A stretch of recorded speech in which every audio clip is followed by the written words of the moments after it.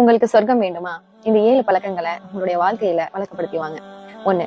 தஹஜத். தஹஜத் ஒருவருக்கு சிறப்பையும் மேன்மையும் பெற்று தரக்கூடியதாக இருக்குது. நிச்சயமாக தஹஜத் எளிதில் பதிலளிக்கக்கூடியதாகவும் நம்மை அல்லாஹின் பக்கம் நெருங்க வைக்கக்கூடியதாகவும் இருக்குது.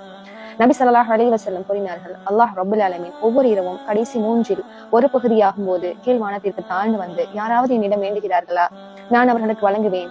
யாராவது என்னிடம் பாவ மன்னிப்பு தேடுகிறார்களா, நான் அவர்களை மன்னிப்பேன் என்று அல்லாஹ் கூறுகிறான் என்றார்கள். 2. அதிகாலையில் குர்ஆன் ஓதுங்கள். கண்கள் உலகை காண்பதற்கு முன்பு இறை வசனங்களை காண்பது சிறந்தது.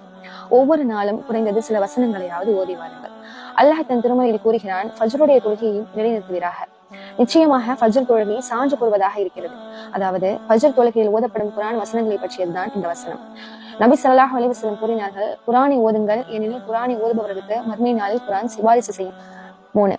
ஃபஜ்ருடைய 2 ரக்காத் சுன்னத் தொழுகை. ஃபஜ்ருடைய தொழுகைக்கு முன் 2 ரக்காத் தொழக்கூடிய தொழுகை இந்த உலகம் மற்றும் அதில் உள்ள அனைத்தையும் விட சிறந்தது.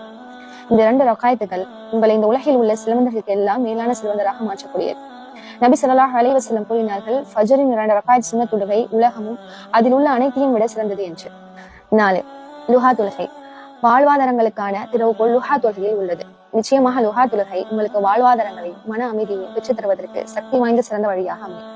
நபி ஸல்லல்லாஹு அலைஹி வஸல்லம் கூறினார்கள், உங்களில் ஒருவரின் உடலில் ஒவ்வொரு எலும்பிற்கும் ஒரு சதக்கா கடமையாக்கப்பட்டிருக்கு. இதனை நிவர்த்தி செய்யும் சிறந்த வழி லுஹா தொழுகையை தொழுவது ஆகும்.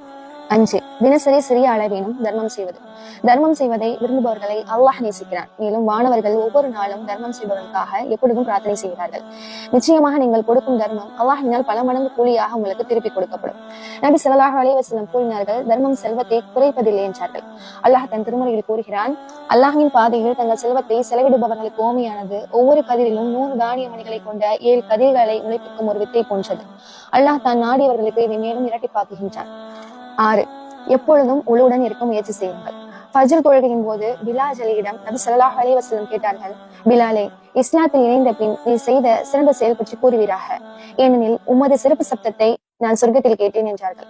அதற்கு பிலால் அலி கூறினார்கள், நான் இரவிலோ பகலிலோ நான் உழு செய்தால் அந்த உழவின் மூலம் தொழ வேண்டும் என்று நான் நாடியதை தொழாமல் இருந்ததில்லை. இதுதான் நான் செய்த சிறந்த செயல் என்று பதிலளித்தார்கள். 7. தினசரி அல்லாஹ்விடம் பாவ மன்னிப்பு தேடுவது. நாம் பாவ மன்னிப்பு கேட்பதன் மூலமாக பெரும்பாலான பிரச்சனைகள் தீர்ந்துவிடும். நம்முடைய பாவங்களும் மன்னிக்கப்படும். நபி ஸல்லல்லாஹு அலைஹி வஸல்லம் கூறினார்கள், ஒருவர் தொடர்ந்து அல்லாஹ்விடம் மன்னிப்பு கேட்டுக்கொண்டே இருந்தால் அல்லாஹ் அவருக்கு ஒவ்வொரு துயரத்திலிருந்தும் ஒரு வழியையும் ஒவ்வொரு கவலையில் இருந்து ஒரு நிம்மதியையும் வழங்குவான்.